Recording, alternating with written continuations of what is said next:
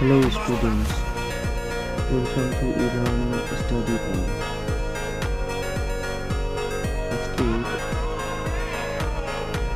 ভিডিওতে ইম্পারেটিভ মোডের কিছু বাক্য প্র্যাকটিস করব।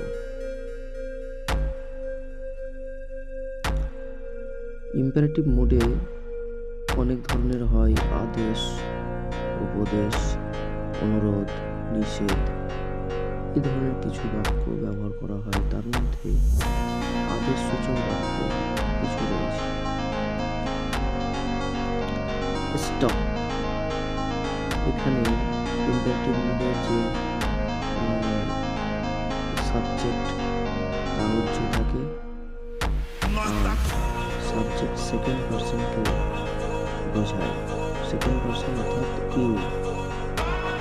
স্টপ, ইউ স্টপ, এখানে ইউটা উচ্চ থাকবে। বলো, স্পিক, লিসেন, শোনো, ওয়েট হিয়ার, এখানে অপেক্ষা করো। ইম্পারেটিভ মোডে এগুলো সেন্টেন্স। এখানে অপেক্ষা করে ওয়েট হিয়ার, কাম হিয়ার, বলছো।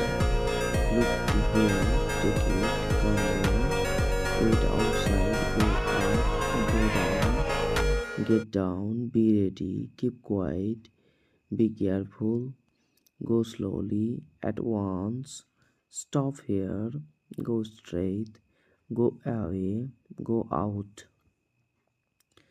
clean, appropriate, clean properly, don't go, don't forget, don't break it, don't travel, don't tease me, try again, go ahead, don't move.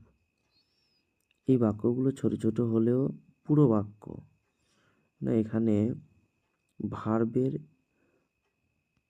ব্যবহার করা হয়েছে এবং ইউটা উজ্জ রয়েছে।